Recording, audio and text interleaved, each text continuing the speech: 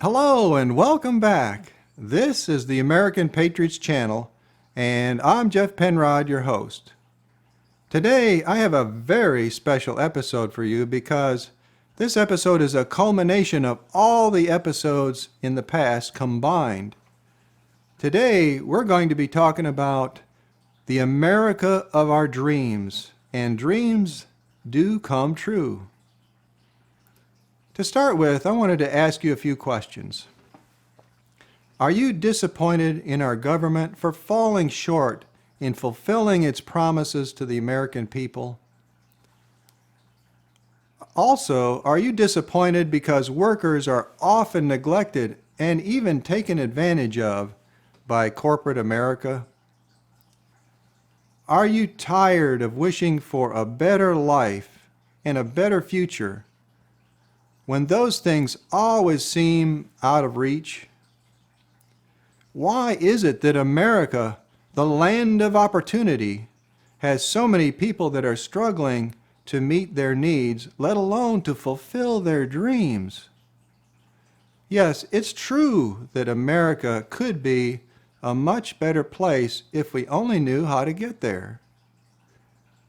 Today, I will show you an America that you could scarcely imagine, and yet one that can become a reality.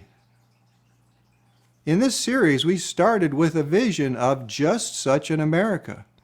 And as the episodes went by, we addressed every shortcoming and described in detail how to make America greater than it ever has been before. Let me start by reviewing that vision. My vision of America is a country where our government and every citizen strive to reach their full potential. A land of freedom and prosperity where we are united as one people, strong and secure. A land where we are known as brothers and sisters in a grand community and embrace diversity, equality, and justice for all. A great nation where its citizens are skilled and educated to the extent that a living wage is attainable by all and poverty is virtually unknown. A land where its leaders truly understand that they are to serve its people, and its people understand that they are to be benevolent toward others. I share this vision with you today, knowing that we have the power to make it a reality, and that the path to achieve it will be an amazingly worthwhile journey. That, my friends, is a vision of a great America. Do you want to live in an America like that? If so, I have good news because it doesn't have to be just a vision. It doesn't have to be just a dream. Let me show you how we can get there and prove it to you that it can become a reality. I will walk you through what needs to be done step by step, starting today with what the government needs to do to get us there, and addressing the role of the people in the second part of this video. A famous American once said, "Dreams can become a reality when we possess a vision that is characterized by a willingness to work hard, a desire for excellence, and a belief in our right and our responsibility to be equal members of society." I couldn't have said it better myself. At the end of this video, I will reveal who that famous American is. But for now, let's get started and address the first area that's a deficiency in our country, an area that needs to be corrected. And that area is economic inequality. You've heard the saying, the rich get richer and the poor get poorer. Well, unfortunately, it's not just a saying, and in fact, that describes America very, very well. There was a report that came out recently put out by ProPublica. It was based on the leak of private tax documents, and what it showed is that the 25 richest Americans pay little to no income tax, as shocking as that seems. What we need very clearly is tax reform. We need to revise the tax code to ensure that, very simply, taxes are levied based on ability to pay. If someone makes billions of dollars, they clearly have a greater ability to pay than someone who makes $50,000. So the person making billions should pay far more than the person making $50,000. We need to fix the tax code. Secondly, executives are taking advantage of workers. They are enriching themselves at the expense of workers. Now, this only makes sense because who is it that establishes the pay rates at a company? Well, it's the executives. So it's only human nature to favor yourself. They make sure that they get the big raises and the big bonuses, and that way, though, there's not enough money left over to give the same to the workers, so they get less. But the workers have no voice in this process, only the executives. What we need to do is to give the workers a voice as well. Give them a seat at the table so when it comes time to establish wages and benefits, they have a voice. What we're talking about here is wage reform. And in order to give workers that voice, we need a national union. One union to represent all workers across the country. That union would be administered by the federal government and have officers and members that are the workers themselves. Because it's being administered by the government, there's no cost then to the workers. No fees and no dues, because the cost of administration would be covered by the federal government. Membership in the union would be voluntary. After all, it's a free country, and so a worker could either choose to be a member or not. This union would give workers that voice that they need, a voice to prevent workplace abuses, and a voice in negotiating their compensation and benefit packages. And finally, we need to require companies to provide profit-sharing bonuses to workers. Requiring profit-sharing bonuses only makes perfect sense. When the company does well, the workers should share in the benefits. It's only fair. But not only that, but this would have an additional advantage, which is the workers know if they work hard and try to help the company make more money, they make more money as well. Now, the only thing is we need to make sure that these bonuses are fair. Companies are all too well known for giving workers, let's say, a 5% bonus and executives a 50 or 100% bonus. So we need to require that these bonuses are at a flat rate. For example, 15% for everyone. That way it's fair. The next area that we need to address is education, and this is a heavy hitter. What we found in a previous episode is that the higher the level of education, the more the income, and also the lower level of unemployment. So if you get a higher level of education, you make more money, and it's easier to find and keep a job. We want to encourage the attainment of the highest level of education possible. And here's how we go about doing that. First of all, we need to establish national standards for school performance. This would be like a report card for schools. Now, the students get report cards, so why don't we have one for the schools as well? And this could be published. That way we would know which are the better schools, which ones got the high marks, and which ones did not.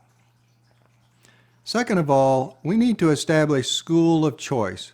That way, parents and students can select the best school to attend. This would promote competition between the schools for the students. And competition is only a good thing. The students would be the winners of that. And they could use those report cards to see which are the better schools to attend. And then third, we need to provide vouchers for private schooling. Right now, if you want to attend a private school, you have to pay for it all yourself. So this would be cost prohibitive for many people. The funding that would have gone to cover your public schooling can instead be diverted and go to the private school if you choose to attend that one. So that would help out in the cost there. Now the next one is very important because once a student finishes high school, they're on their own. The cost is all theirs to bear. And a lot of times that cost is prohibitive. It's a barrier and causes them to not continue their education. We need to fix this by having the government provide the tuition, fees, and books for up through 4 years of college and or trade school. You've seen the student loan programs out there. What a mess there. This would fix that too, because students wouldn't have to get loans. The government would be covering the cost. And then next, we need to improve teacher pay to ensure that we are attracting the very best and brightest. We want the best educators out there for our children. Next, we need to provide tutoring at all levels to ensure that no one falls behind and yet they get the help they need. Just because they attend the class doesn't mean that they get it. That doesn't mean that they understand the material. So that one-on-one with a tutor is invaluable, and the government needs to provide the availability of tutoring for all students. And then finally, we need to make high school or equivalent compulsory, meaning a student is required to at least finish high school. It is such a handicap for a student to drop out of high school and never further their education beyond that point. That gives them a lifelong handicap. But there again, there are exceptions. There are those that would be unable to meet this standard, and those could be granted. But for most students, we need to at least, at a bare minimum, set a high standard of at least finishing high school or getting an equivalent diploma. The next area to address is employment. If we've got everyone educated up to a high level, then great, but they need to be able to find a good job as well. So we need to work to reduce the unemployment rates in our country. Now, where can we generate all these jobs so that they'll be available? Well, as it turns out, small business is the engine of job growth. The only drawback there is that small businesses oftentimes fail. In order to help them to grow and to create more jobs, we need to take steps to make them more successful. Here's what we need to do. First of all, we need to provide favorable tax treatment for small businesses, especially those that are in the startup phase because they are the most vulnerable. We need to help businesses to get their feet under them so that they can grow, and reducing the tax burden would be one way to help them out. In addition, all these entrepreneurs, those are the people that are creating the small businesses, they would be benefited by learning as much as possible so that they can become successful. A lot of times they make a myriad of mistakes which causes their business to fail. So the government can step in and help out by providing education and professional consulting services for the entrepreneurs. This would make them much more likely to succeed and therefore not go out of business and lose the very jobs that they're trying to create.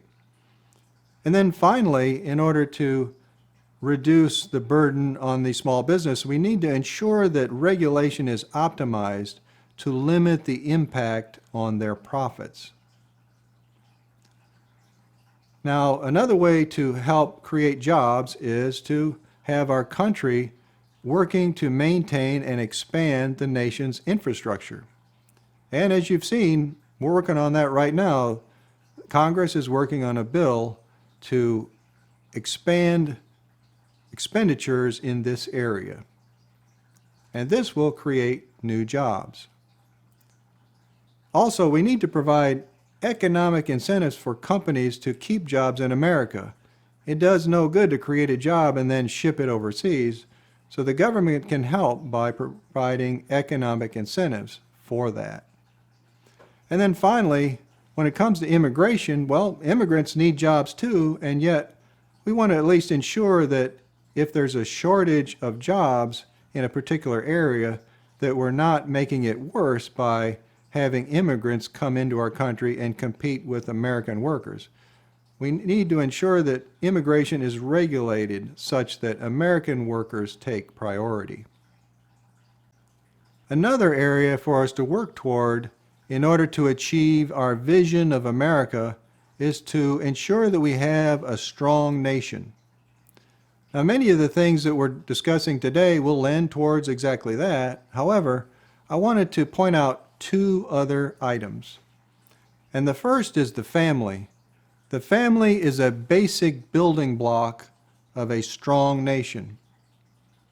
Now, our government needs to encourage the maintenance of the family unit, and they can do so in a variety of ways. The family is kind of a complicated thing. When you get married or you have children, it's kind of difficult sometimes. And what can help there is education and counseling services. So that's what the government can do to help us maintain strong, healthy families, is to provide education for our families as well as counseling services. And then finally, to champion freedom, our country needs to employ a strategy of freedom and peace based on strength by having a vibrant economy as well as a powerful military. The next topic is health care. It turns out the United Nations has established that access to quality health care is a basic human right. And yet, health care costs in America are almost twice that of all other wealthy countries in the world. And it's increasing faster than inflation and increasing faster than wages. As a result, affordable health care is out of reach for almost 100 million Americans who are either uninsured entirely or underinsured. What we found is that private insurance does not seem to be able to control costs, and they're spiraling out of control, getting worse every year. But in a previous episode, we have found clear evidence that Medicare is effective at controlling health care cost increases. What we need to do then is to utilize that ability, Medicare. Medicare basically sets a price for every test and every service. So there is no negotiating there. Medicare puts a cap on how much all of those things can cost. We need to establish Medicare as the primary and only health care insurance in our country in order to get these costs under control and ensure that everyone is covered and has access to quality health care, that no one is uninsured and no one is underinsured. Now here's what that would look like. In establishing Medicare as the sole health care insurance, it would be available for all people who are under the age of 60. And in this case, participants and their employers would pay the premiums. Now, those who are retired currently get retirement Medicare if they're age 65 or older. What we need to do there is to extend that age down to age 60. And in this case, participants have paid into the system during their entire working years, and so they pay lower premiums during retirement. Also, speaking of Medicare extending down to age 60, concurrent with that, we need to expand Social Security for retirement down to age 60 as well. In setting costs for premiums, deductibles, and copays, along with maximum out-of-pocket expenses, they need to be based on ability to pay. It helps nothing whatsoever for a person of low income to give them Medicare for free only when they get sick or have to go to the hospital, to be looking at a $6,000 or $8,000 out-of-pocket limit. They cannot afford to pay that. So not only the premiums, but also deductibles, copays, and out-of-pocket expenses need to be set based on ability to pay. And I don't know if you noticed or not, but Medicare doesn't cover everything. So that's not very helpful at all. We need to set Medicare to be comprehensive, to cover all health care needs. So this would include things such as dental care, vision care, prescription drugs, elderly nursing care, and so on. Comprehensive coverage. And of course, we need to establish protections for pre-existing conditions.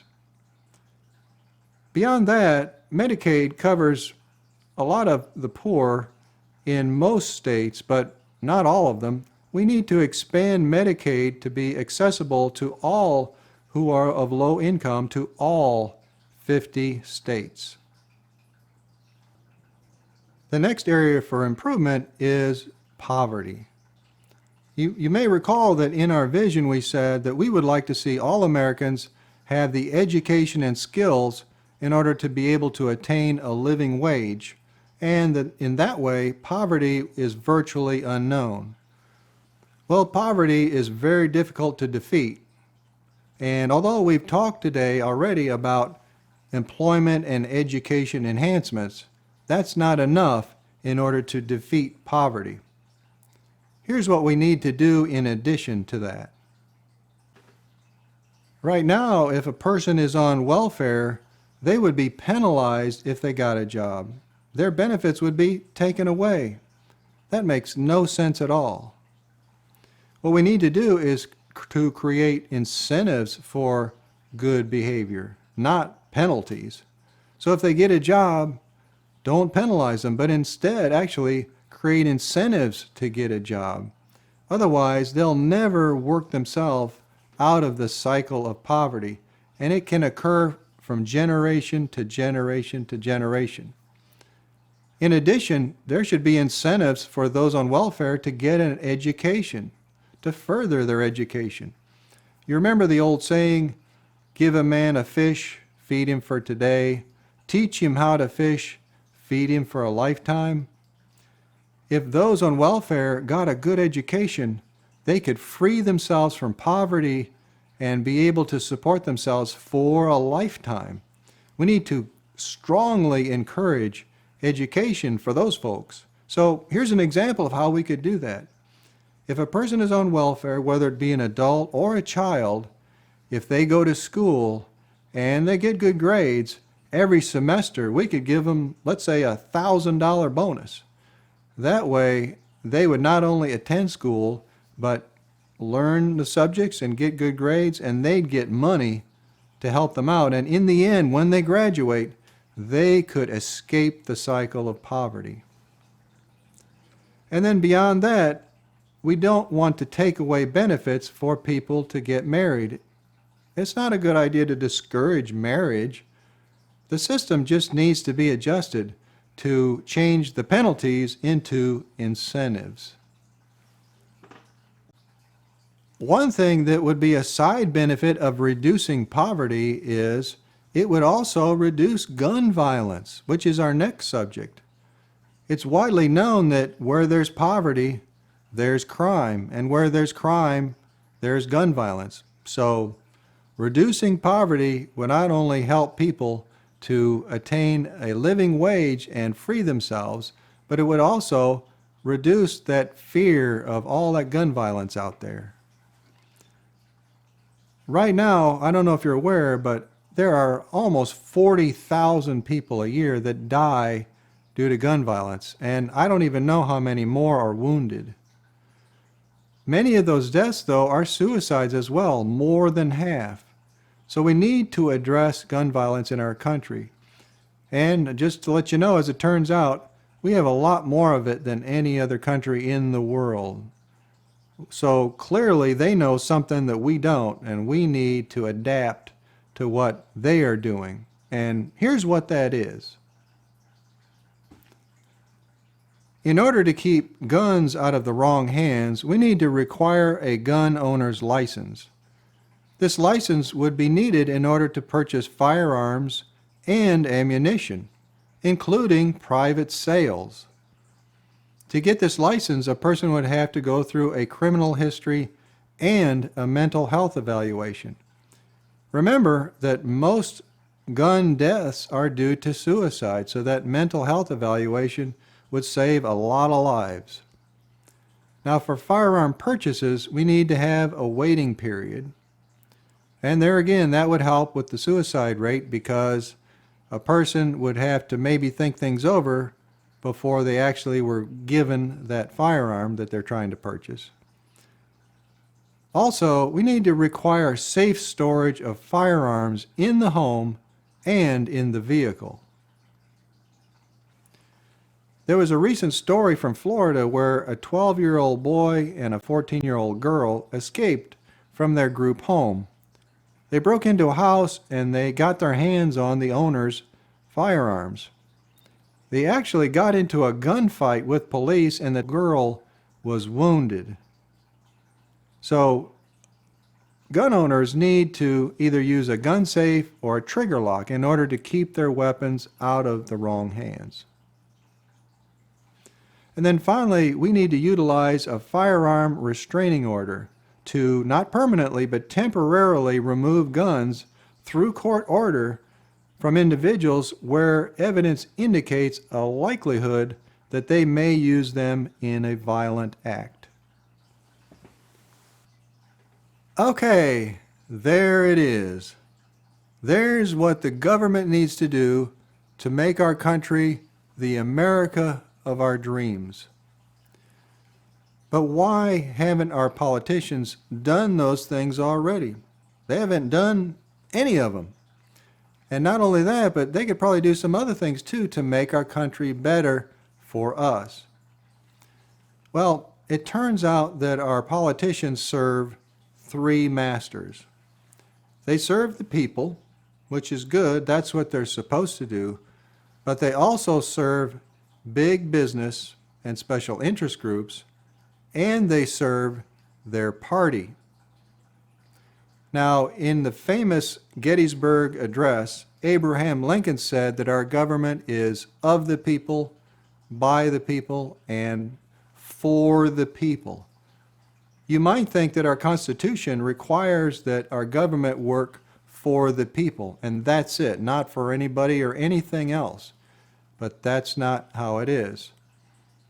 Politicians need big donations in order to get reelected. They don't want to lose their jobs, and that's perfectly understandable. So our system is rigged in favor of the big donors. Now, our Constitution does say that one person, one vote, so it gives us equal voting rights. You might think that our Constitution also says that we get equal representation, and yet it doesn't say anything like that. So what we need is a constitutional amendment that requires equal representation. Right now, when legislation comes up, a politician will more likely vote for what their big donors want instead of what the people want. We need to reform campaign financing, and this amendment would do that. So what this amendment would do is it would eliminate private donations to campaigns, because that's where the problem is. it would level the playing field by not allowing people to contribute large sums to politicians, only expecting favoritism in return. So then, where would our politicians get their money that they need in order to campaign? It takes a lot of money. And how would they get that money in such a way that there would be no opportunity for favoritism? It's very simple. They would get their campaign money from public funds, from the government, and that way there are no donors to cater to. Now the other thing, though, is that the politicians serve their party. And here is a recent example that shows what's going on. Liz Cheney is a Republican in Congress. She's a congresswoman, and she serves the state of Wyoming. She's been challenging the Trump election claims that voter fraud has been rampant and caused the election to go to Biden instead of to Trump.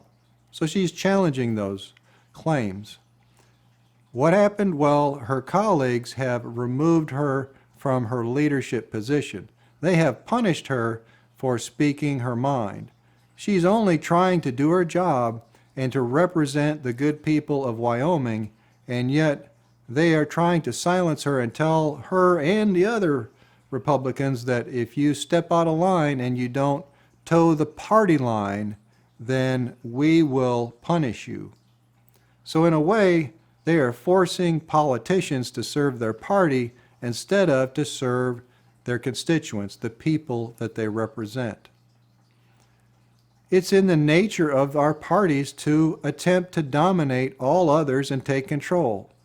So that's what they're doing. They're trying to keep her in line and support the Trump election. They would really rather have, of course, a Republican president instead of a Democratic one. But in doing so, these parties are dividing our country. You can see it, there's a lot of back and forth. Not only that, but our parties are maneuvering oftentimes for their own gains at the expense of the American people. An example would be how much money they're spending. A lot of times they'll spend money in order to gain votes, even though our country right now, as you probably know, is very deeply in debt. But they don't care. They just want to gain power. And our founders, the founders of our country, the geniuses that wrote the Constitution, warned us that this very thing would happen, that it could lead, if one party takes control, to absolute rule and loss of freedom. Getting back to our amendment requiring equal representation, it would serve us in this case also. The amendment is basically saying that our politicians should not be receiving undue influence. The only influence that they should be receiving is that of the people. So the party system is exerting undue and inappropriate influence on their members. The way to resolve this is to abolish the party system, which stands for division, and replace it with a system that embraces diversity and inclusion of all political beliefs and ideologies.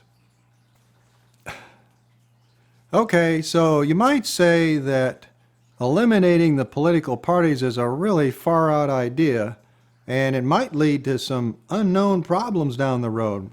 Maybe we shouldn't do that. Well, hold on for just a minute. Rest assured, because there are many countries in the world that have abolished political parties. Instead, they require their politicians to be independent. That way their politicians don't have to answer to a political party. And that's exactly what we're trying to accomplish today with our amendment. In addition, right here in America, the Nebraska legislature is nonpartisan. So it works, and it works for them. And did you know that the founders of our country, those geniuses that wrote the Constitution and the Bill of Rights, they did not want our country to have political parties. Instead, they felt that it was in our best interest to avoid such a thing. They certainly know how to make and create a government, so apparently I would side with them and say they know what they're talking about. All right, so what we've done then is we've removed undue influences on our politicians by way of an amendment that requires equal representation of the people. We've removed influences of big donors, and we've removed influences of the parties. So we're all set now, right? We're ready to enact all of these changes. Well, no, wait a minute. There's another issue here because these changes will cost a lot of money. And it would be inappropriate for our politicians to just spend money recklessly like that without finding a way to afford it, to not make our country's debt even worse than it is now. So let's look into that and see if we can find a way to pay for all these programs like free ride to college. It's certainly great, but we need to afford it and to be able to pay for it. Okay, so first of all then, what we said is that we need to revise our tax code so that it's got to be based on the ability to pay, and we saw that the wealthy are not paying their fair share. So right away, those that are making a lot of money are going to pay more in taxes, and there is a source of tax revenue to require that the wealthy pay their fair share. But that alone is not enough to pay for all these changes. In addition, we talked about education, and we said that we've taken steps such that Americans can attain a higher level of education. And in doing so, they will make more money. Well, if you make more money, you pay more in taxes. So there's another source of tax revenue to help pay for these programs. Well, that's still not enough. We need to go further. So let's take another look.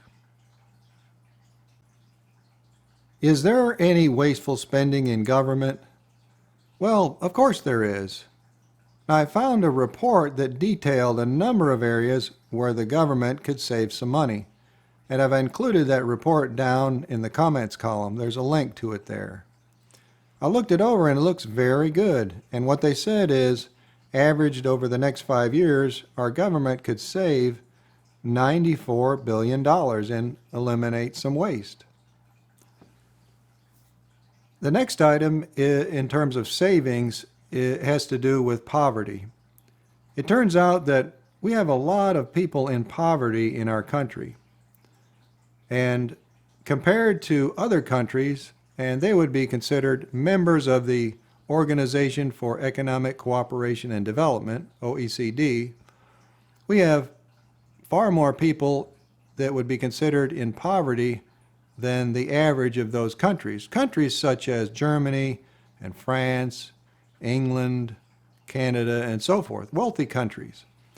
So, due to the steps that we've outlined today, if we could reduce poverty, then that would save in terms of welfare costs. And if we reduce that poverty down to the average of those OECD countries, we would save in terms of welfare expenditures $387 billion per year. And not only that, but those who had escaped poverty would be much better off as well. Then in addition, if we look at healthcare costs, comparing to those same wealthy countries, OECD countries, it turns out we're spending far more on healthcare per person than the average of those countries. So if in utilizing Medicare to keep the cost down, to supply those price caps, we can reduce the cost down to the average OECD member, we would save $1,826 billion per year. And then finally, in terms of welfare improper payments, there's some fraud in the welfare arena, as well as just payments that are inappropriately sent out. If we were to cut those payments in half, we would save $64 billion per year. So altogether, with these savings, it would add up to $2,371 billion, which is almost $2.4 trillion per year. Have we found enough money to pay for all of the improvements that we've talked about today? Oh yeah, $2.4 trillion a year, plus additional tax revenue from the wealthy and additional tax revenue from a better educated citizenry. That's more than enough to pay for all those improvements, to make America the America of our dreams. And yet, that's only the government's role. In part 2, next time, we're going to be talking about the role of the citizens, the role of you and me. We have a part as well, and the government can't do it all by themselves. Now, you remember that amendment that we need, the one that would require equal representation. Well, that's where we, the voters, need to do our job in order to make that happen. Remember that quotation from a famous American that I read a little bit earlier in this video? Well, it talked about the willingness to work hard, to expect excellence. Well, that's what we need to do. It's not going to come easy. We have to do our part and work hard at it. All right, so that's all I have for today. I really appreciate you tuning in and watching this video because I think this is an extraordinary opportunity for us to create an America like we've never seen before. We just simply have to make some changes to allow our politicians to do their part and create an amendment in order to facilitate all of these changes. And then we can make those cuts, pay for it, and put those laws into action and create a wonderful country, the United States of America. Well, God bless you all, and I'm looking forward to you tuning in next time where we talk about the America of our dreams, part 2. See you then.